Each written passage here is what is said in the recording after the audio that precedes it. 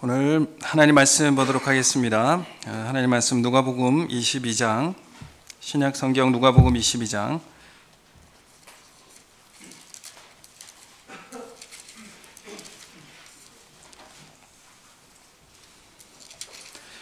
누가복음 22장 39절에서 46절까지 말씀입니다. 누가복음 22장 39절에서 46절까지 말씀 우리 한 절씩 교독함으로 읽도록 하겠습니다. 예수께서 나가사 습관을 따라 감람산에 가시매 제자들도 따라갔더니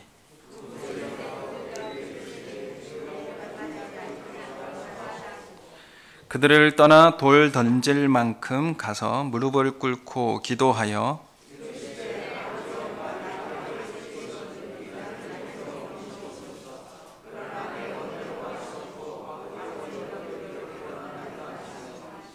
천사가 하늘로부터 예수께 나타나 힘을 더하더라.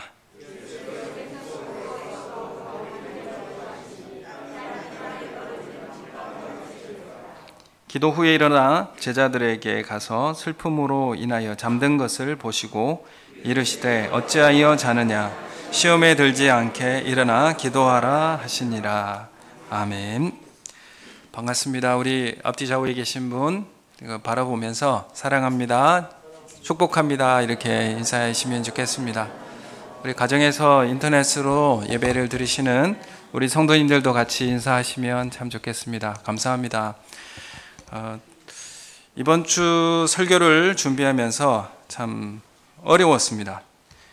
사실 이제 이 내용을 계속 순차적으로 말씀을 강해하면서 설교를 하기 때문에 어떤 내용이 오는지 잘 알기 때문에도 어려움이 있었습니다.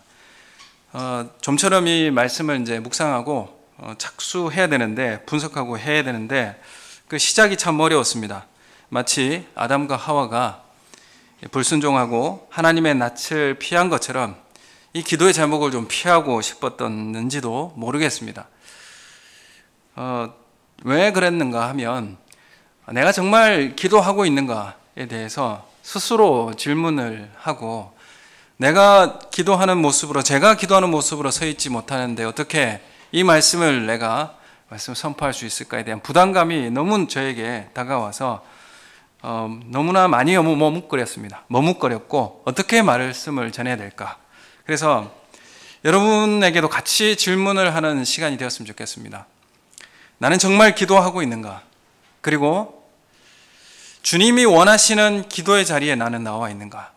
우리 함께 우리 마음속에 저와 우리 성도님들 함께 자신을 돌아보는 오늘 시간이 되었으면 좋겠습니다. 코로나19 사태로 인해서 우리나라뿐만 아니라 모든 사람들, 전 세계의 사람들이 단절과 이런 고통을 겪고 있습니다. 어떤 면으로 교회에도 이 문제로 인해서 길을 잃은 것 같습니다.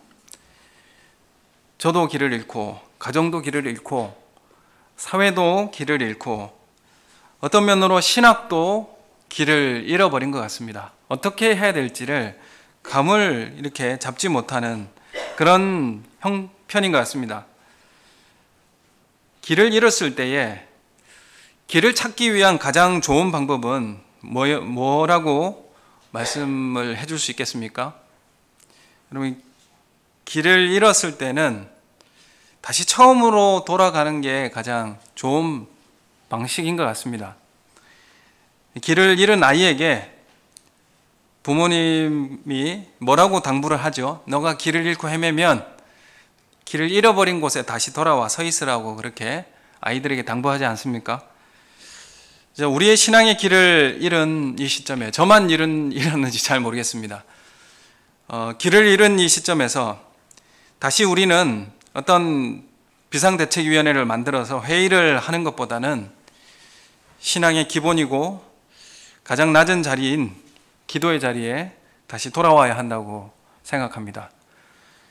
한때 온유월의 실록처럼 활력이 넘치던 이 신앙들이 갑자기 생기를 잃어버리는 때가 있고 기쁨도 잃어버리고 열심도 식어질 때가 있습니다.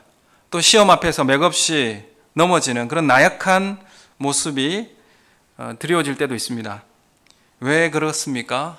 자세히 들여다보면 그 안에 기도를 하지 않았을 때 나타나는 현상이라는 것을 우리가 깨닫게 됩니다. 바람이 잘 통하지 않는 그 방에 화초를 갖다 두면 얼마 지나지 않아 시들해지는 그런 모습을 보게 됩니다.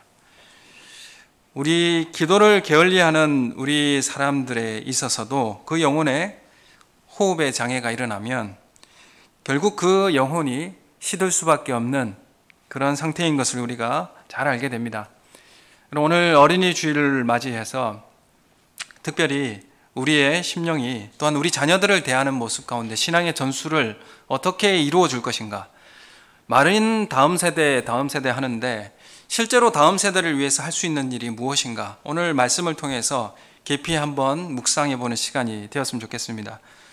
누가복음에서는 많은 주제들이 있습니다. 그 주제 중에서도 기도에 대해서 많이 강조하고 있는 내용들이 나옵니다. 11장에도 나오고 18장에도 나오고 22장 오늘 말씀에도 기도의 내용들이 나오게 됩니다. 예수님을 기도하는 장면을 누가복음에는 잘 담아내고 있습니다.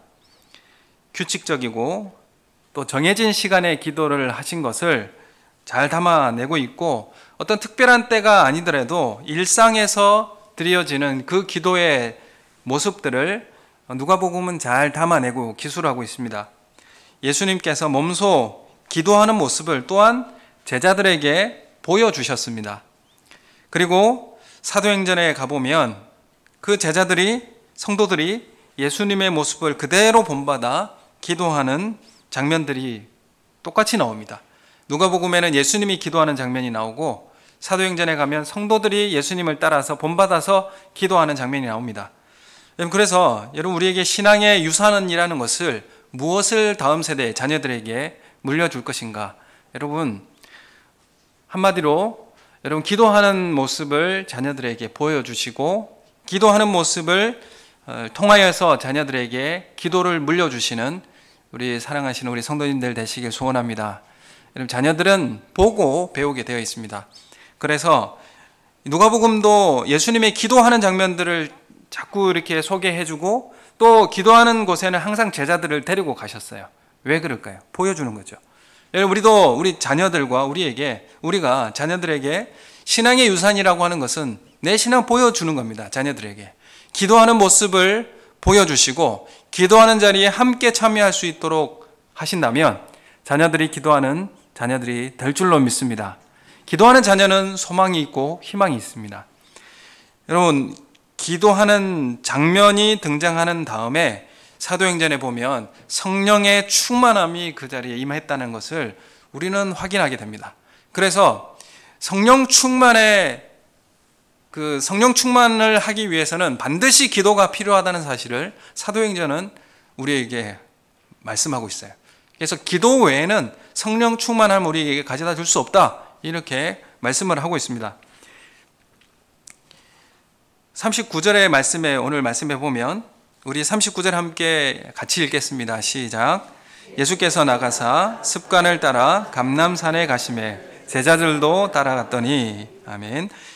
다른 누가복음 외에 다른 복음서에서는 예수님의 기도 내용, 예수님께서 고민하시는 그 기도의 내용에 중점을 맞추고 기록하고 있는데 누가복음에는 예수님의 기도 장면을 부각시킵니다. 장면, 어디로 기도하러 가셨다, 어떻게 기도하셨다, 누구랑 같이 가셨다, 이런 예수님의 기도 장면들을 많이 부각시켜 줍니다.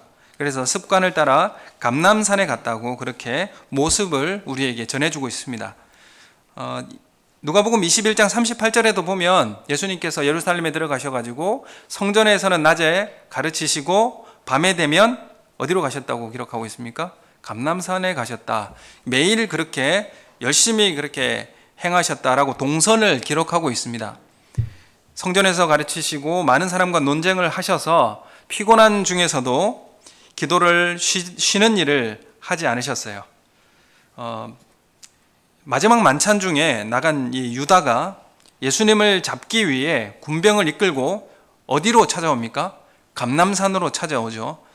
이렇게 가룟 유다도 예수님을 찾기 위해서 감람산으로 쉽게 찾아올 수 있었던 이유도 예수님께서 기도의 습관을 잘 알고 있었기 때문에 가룟 유다가 그것을 알고 예수님을 잡으러 온 것이죠. 쉽게 잡으러 왔을 것입니다. 여러분, 우리의 삶에 기도의 습관이 비어 있습니까? 어려울 때, 어떤 일을 선택하거나 시작할 때, 또 마칠 때, 하루를 시작할 때 우리 기도의 습관이 우리의 가운데 있습니까? 시간을 정해놓고 하는 기도의 습관은, 우리 이런 습관의 기도의 생활은 하나님의 능력을 체험하는 통로가 될 줄로 믿습니다. 여러분, 우리의 삶에 이것이 고단하고 좀 나를 얽매이는 것이 된다고 할지라도 기도하는 습관을 우리 삶 속에 들여오내는 그런 은혜가 우리 사랑하는 성도님들 삶 가운데 있기를 예수님의 이름으로 소원합니다. 우리가 지금 밖을 나갈 수가 없잖아요. 그래서 골방에서 기도하실 수 있는 그런 은혜가 우리 가운데 있었으면 좋겠어요. 휴대폰 너무 좋지 않습니까? 거기에서 기도 음악을 크게 틀어놓고 하루는 그런 시간을 주님과 함께 보낼 수 있는 시간을 좀 가졌으면 좋겠습니다. 자녀들이 없는 가정에서는 훨씬 더 그게 좋을 것이라고 생각합니다. 그래서 우리에게 이런 기도의 습관을 따라 경건의 삶을 우리 삶 속에 꼭 가져오시는 우리 성도님들 되시길 소원하고요. 이런 삶을 살았던 사람 중에 구약에 다니엘이 있습니다. 다니엘이 기도의 습관을 따라서 경건의 생활을 놓치지 않고 했습니다. 그런데 다니엘을 괴롭히고 죽이려고 하는 적들도 이 사실을 잘 알고 있었어요. 이 다니엘은 시간에 따라서 기도를 하는 사람이야, 경건 생활 잘하는 사람이야 라고 하는 것을 이 적들도 잘 알고 있었습니다. 그래서 이 적들은 이 다니엘을 다른 방식으로는 넘어뜨릴 수가 없으니까 뭘로 넘어뜨리려고 했냐면 이 신앙의 덫을 놓아서 다니엘을 넘어뜨리게 하려고 했습니다.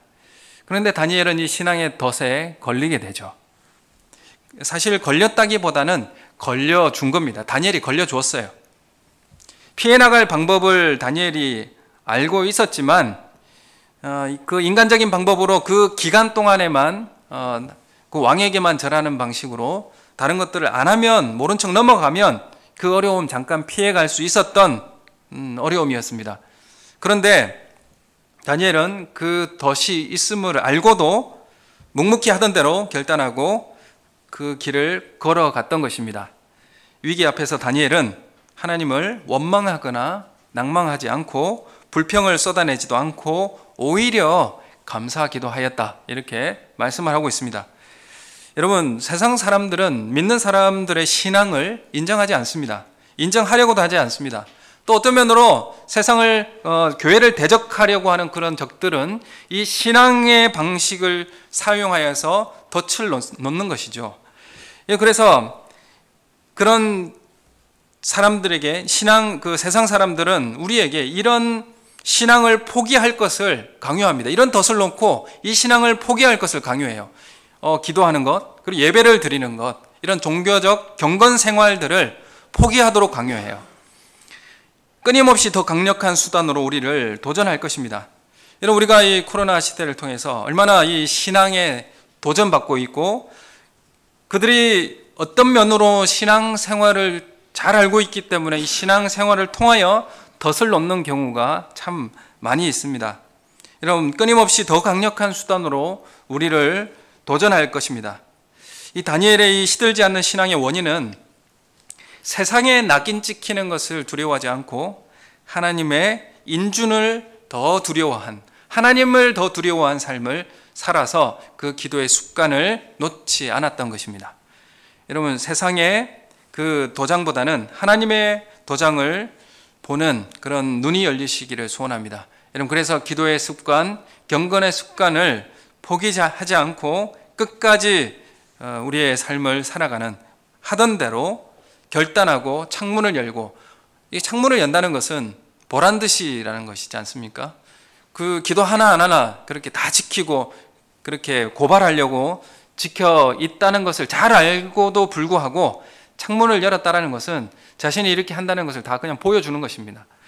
우리가 이런 기도의 습관, 또 우리의 신앙의 습관들이 우리 삶 속에 이렇게 온전히 드러나 있는 우리의 삶이 되시기를 예수님의 이름으로 소원합니다.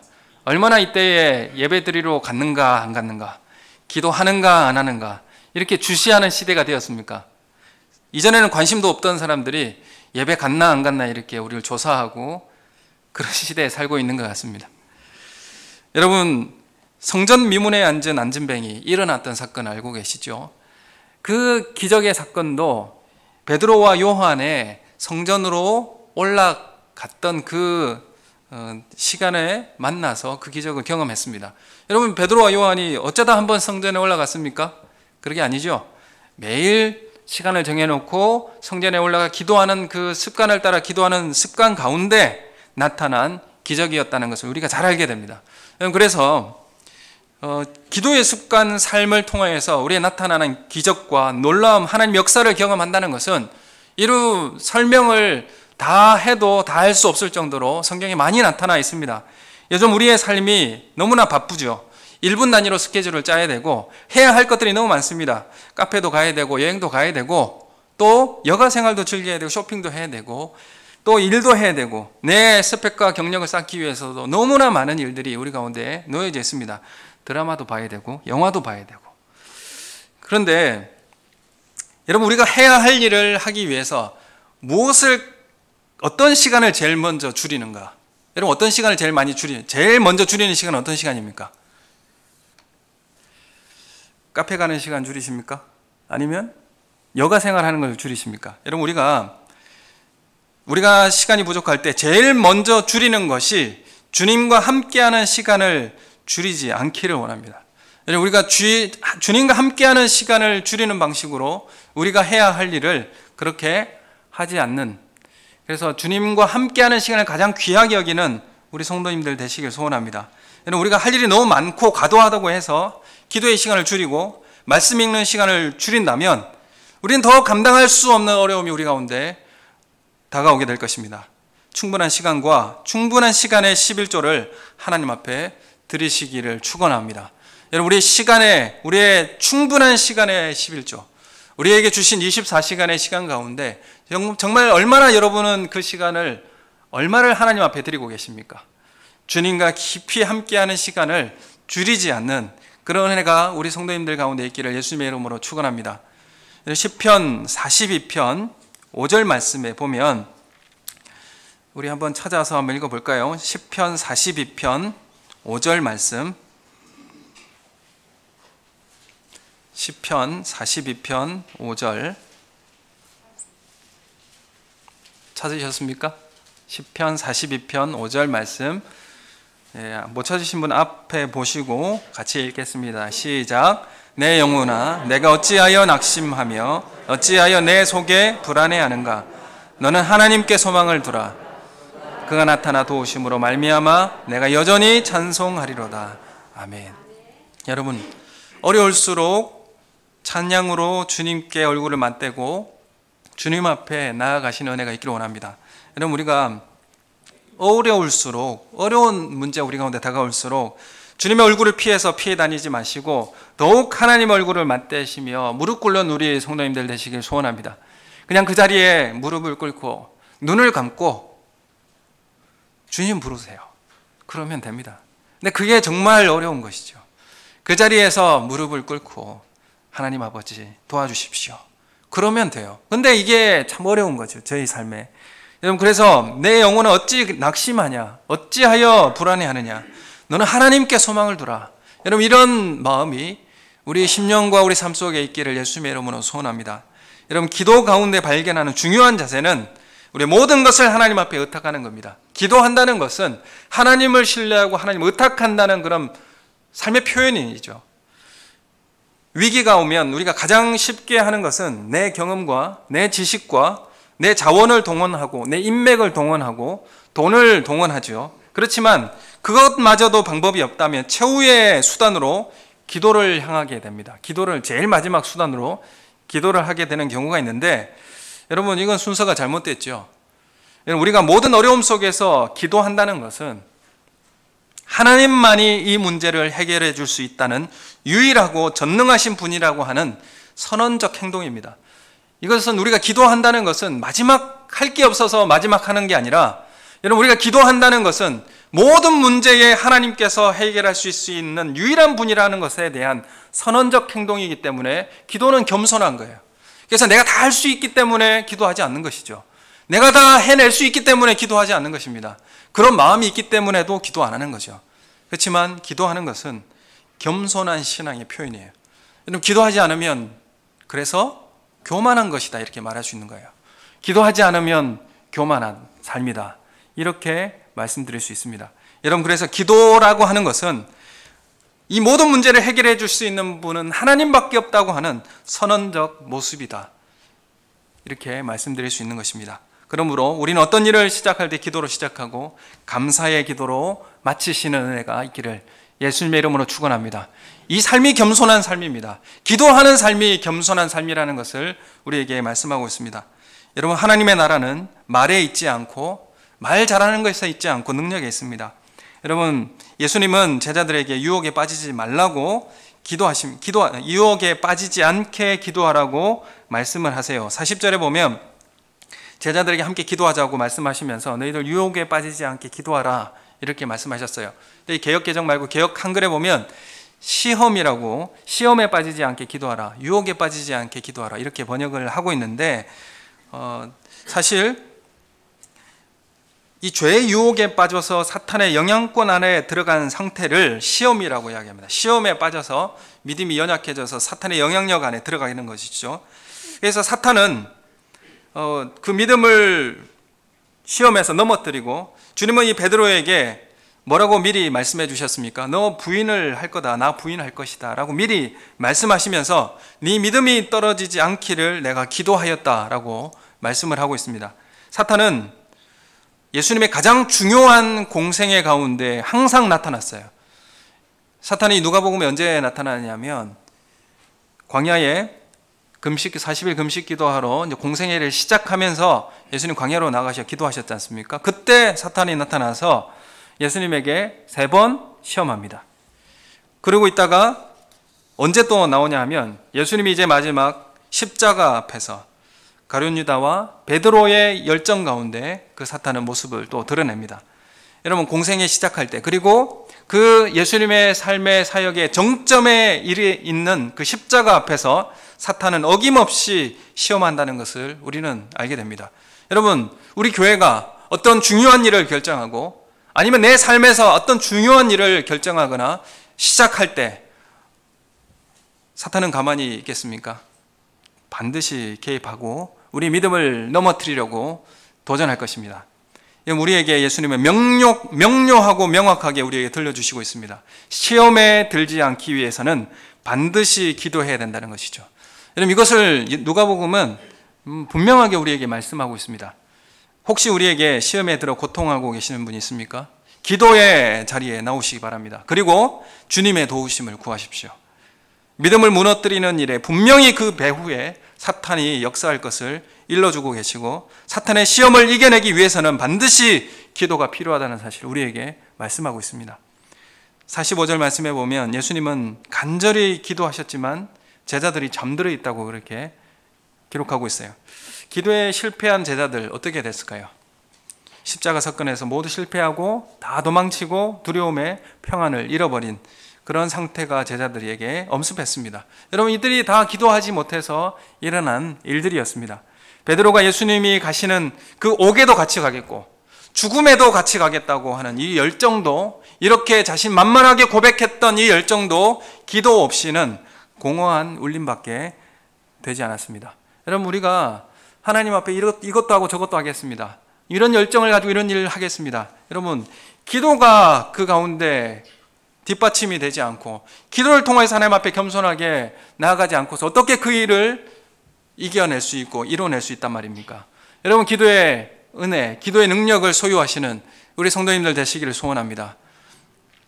감람산이라고 하는 곳은, 감람산은 올리브 나무가 많은 곳입니다. 그래서 올리브 나무가 많기 때문에 붙여진 산이 바로 감람산인데, 여러분 올리브유 잘 아시죠? 그리고 또 다른 복음서에는 겟세마네 동산에 가서 기도하셨다, 이렇게 감람산은 좀 낮은 그런 산입니다. 그리고 올리브 나무가 많았고, 겟세마네라고 하는 이 지명 이름도 기름 짜내는 곳, 이런 의미가 있습니다. 그래서 그 감람산에는 올리브 열매를 가지고 올리브유를 짜내는 그런 기름집이 있었다라고 그렇게 추정하기도 합니다. 왜 그러면 예수님 감람산에 가서 그렇게 기도하셨을까? 제자들을 두고 돌 던질 만큼 가셔서 예수님 무릎 꿇고 기도하셨다, 이렇게 말씀을 합니다. 돌 던질 만큼은 이런 의미는 가까운 거리를 이야기합니다. 가까운 거리.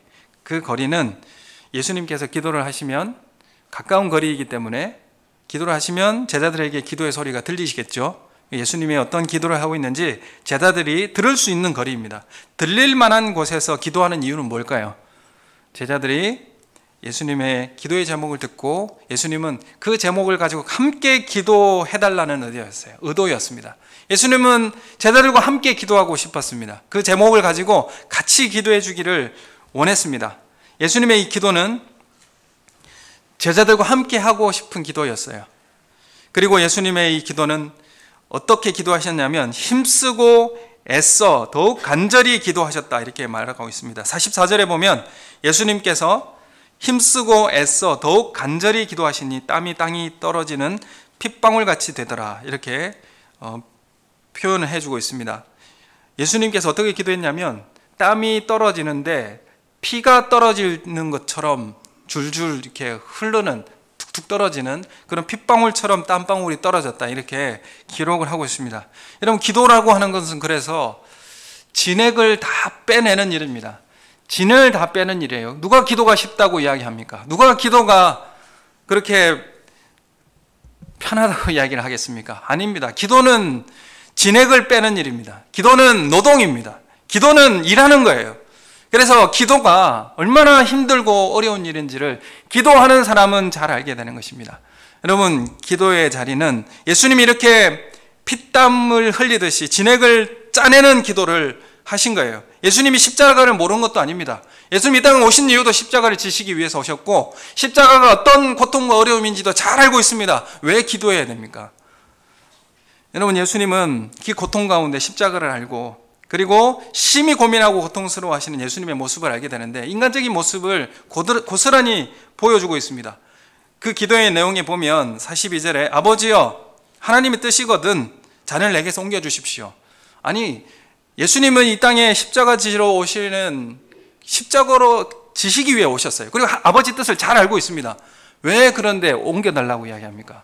이건 예수님 진심입니다. 이거는 예수님 진심이에요. 사람으로 오신, 그리고 불안함, 고독감, 두려움, 이 고통, 두려움, 이 모든 마음을 다 느끼고 하나님 앞에 기도하는 겁니다. 진실되게 기도하는 거예요. 이게 진실되는 것이죠. 여러분, 두렵다고 예수님이 말씀하시는 것이 진실한 거예요. 이 잔을 옮겨주시면 좋겠습니다. 간절히 하나님 앞에 기도하는 것이죠. 여러분, 기도는 그래서 진실성 있게 기도해야 돼요. 무섭습니다, 하나님. 두렵습니다, 하나님. 저 사람 때문에 너무 힘듭니다, 하나님. 이게 진실된 거예요. 여러분, 이 진실성을 가지고 하나님 앞에 마음을 보여줄 수 있는 그 기도로 주님 앞에 나아가시는 은혜가 있기를 원합니다. 나는 아무것도 할 수 없는 것 같아요. 저는 아무것도 할 수 없는 것 같습니다. 나는 정말 절망했습니다. 나는 실패했습니다. 이제는 더 이상 할 기운도 없습니다. 여러분, 이게 진실된 기도 아니겠습니까? 여러분, 이러한 예수님이 이런 진액을 짜내듯이 하나님 앞에 하나님의 뜻을 위하여서 순종하기를 원하여서 이렇게 진실되게 자신을 고백했습니다. 여러분, 그러고 나서 예수님은 아버지의 원대로 되기를 원합니다 라고 기도를 마치세요. 여러분, 우리는 기도의 자리에 나오는 때와 돌아갈 때의 모습이 다를 때가 있어요. 여러분, 많은 짐을 지고 하나님, 이걸 도대체 어떻게 해야 될지 모르겠다고 그 짐을 지고 하나님 앞에 나와서 기도했는데 돌아갈 때는 가볍게 나올 때가 참 많이 있어요. 그렇지 않습니까? 여러분, 이게 바로 기도의 역사예요. 여러분, 이게 내가 기도했는데 내가 너무 무거워서 그 마음을 그냥 하나님 앞에 고백하고 기도했을 뿐인데 그것이 해결되고 순종의 자리에 나아가게 되어지는 그런 역사를 경험하게 되어집니다. 그런 은혜가 우리 사랑하는 우리 성도님 가운데 있기를 예수님의 이름으로 축원합니다. 내가 그 사람을 품을 수도 없었고 그 사람을 내가 인정할 수도 없었고 내가 그 문제를 해결할 수 없는 상황 가운데서 나왔는데 그것을 받아들이게 되는 거예요. 안 되는데 받아들이게 돼요. 상황은 여전히 그대로인데 그것을 받아들일 수 있는 은혜가 있어요. 여러분, 이게 바로 기도하는 사람이 경험하는 능력입니다. 여러분, 기도의 응답이 예수님 앞에 어떻게 나왔느냐 하면 43절에 보면 천사가 하늘로부터 예수께 나타나 힘을 더하더라 이렇게 기록하고 있습니다. 여러분, 기도의 응답이 바로 천사가 나타나서 십자가를 질 수 있도록 도왔다라고 하는 거예요. 여러분, 이게 예수님의 진실된 마음을 가지고 하나님 앞에 솔직하게 이야기했는데, 하나님께서 바로 응답하셔서 천사를 보내셔가지고 그 기도를 응답하시고 십자가 질 수 있도록 힘을 더하신 거예요. 기도할 때 주님은 우리에게 가까이 다가오셔서 우리 힘을 더해 주십니다. 그리고 그것을 이겨내게 만드셔요. 그리고 그 길을 걸어가게 만드십니다. 믿으시는 우리 성도님 되시길 소원합니다. 여러분, 이것을 알고도 기도하지 않겠습니까? 이것을 알고도 우리가 기도의 자리를 피하시겠습니까? 우리 이사야 58장 9절 이하의 말씀 우리 함께 봤으면 좋겠습니다. 이사야 58장 9절, 이사야 58장 9절 말씀 우리 앞에 보시면서 함께 한 목소리로 시작. 내가 부를 때에는 나 여호와가 응답하겠고 내가 부르짖을 때에는 내가 여기 있다 하리라. 여기까지만 읽겠습니다. 예, 네가 부를 때 나 여호와가 응답하겠다. 네가 부르짖을 때 내가 여기 있다 하리라. 내가 부르짖으면 바로 응답하실 것이고, 내가 부르짖으면 하나님 바로 나에게 가까이 다가오셔서 내가 여기 있다 주님 말씀해 주시겠다고 약속하고 계십니다. 여러분, 이 약속을 붙들고 기도하시는 우리 성도님 되시길 소원합니다. 여러분, 우리가 기도할 때 주님 우리의 바로 응답하십니다. 그리고 우리가 부르짖을 때 우리의 가까이 다가오십니다. 여러분, 주님과 가까이 주님과 대화하시고 우리의 짐을 주님 앞에 내려놓는, 그리고 그 문제가 해결받는, 그리고 기적을 경험하는 우리 성도님들 되시기를 예수님의 이름으로 축원합니다. 여러분, 기도 없는 교회는 공허한 조직이 됩니다. 여러분, 기도가 없는 우리의 삶의 열정은 쉽게 무너질 수밖에 없습니다. 여러분, 우리가 기도할 때 우린 예수님의 마음과 연결되어지고 그 생명과 능력을 나누어 받게 되어 있습니다. 여러분, 이것이 바로 기도이고 이것이 바로 기도의 능력입니다. 여러분, 다음 세대 길러내고 그런 구원은 우리에게 많지만 실제로 우리의 기도의 모습을 자녀들에게 보여주고 우리 기도의 자리를 자녀들에게 가르치고 또 기도의 자리 가운데 함께 초청해서 기도할 수 있는 우리 가정이 되시기를, 또 우리 교회가 기도하는 교회가 되기를 예수님의 이름으로 소원합니다. 그리고 어느 시간에 되면 금요 기도회를 다시 시작하려고 합니다. 어려운 때를 기도하며 우리 길을 찾고 하나님께서 우리에게 원하시는 일들을 듣고 다시 시작할 수 있는 은혜가 우리 교회 가운데 있기를 예수님의 이름으로 축원합니다. 우리 함께 기도하겠습니다. 우리가 갈 길을 잃어버린 우리 삶에도 하나님 다시 무릎 꿇게 하여 주시옵소서. 내가 모든 일을 다 해낼 수 있을 것이라고 자신하였던 그 일들도 하나님 절망하였고 실패하였던 우리의 삶을 주님께서 어루만져 주시옵고 다시 그 자리에서 무릎 꿇고 기도할 수 있는 은혜 우리 가운데 허락해달라고 우리 다 같이 함께 한 목소리로 기도하겠습니다. 하나님 아버지, 은혜를 감사합니다. 우리 죄의 연약함과 나약함으로 인하여 우리의 열정과 열심은 앞섰는데 하나님 주님 앞에 무릎 꿇고 기도하는 그런 겸손함은 우리가 잃어버렸습니다. 하나님 아버지, 우리가 조직은 쌓고 탑은 높이 쌓아 올리지만은 하나님 기도의 능력을 소망하지 못했기 때문에 그것이 무너지는 것을 경험하고 실패하는 것을 경험했습니다. 하나님 아버지, 우리의 갈 길을 잃어버린 우리의 삶 가운데 어떤 것을 해도 우리가 아버지 하나님의 역사와 능력을 경험하지 못하는 이 시대 가운데 하나님 아버지, 기도의 능력을 다시 덧입혀 주시옵고 기도의 습관을 따라 기도하는 우리의 삶의 현장을 주님께서 허락하여 주시옵소서. 하나님께서 전능하심으로 우리의 삶 가운데 역사하여 주시어서 이끌어 주실 수 있다고 하는 믿음을 가지고 기도하게 해 주시옵고 담대하게 주님 앞에 무릎 꿇는 은혜가 있게 해주시고 우리의 삶의 사역에 실패하지 않는, 기도에 실패하지 않는 우리의 삶이 될 수 있도록 주님 역사하여 주시옵소서. 감사함을 드리옵고 예수님 이름으로 기도드립니다. 아멘.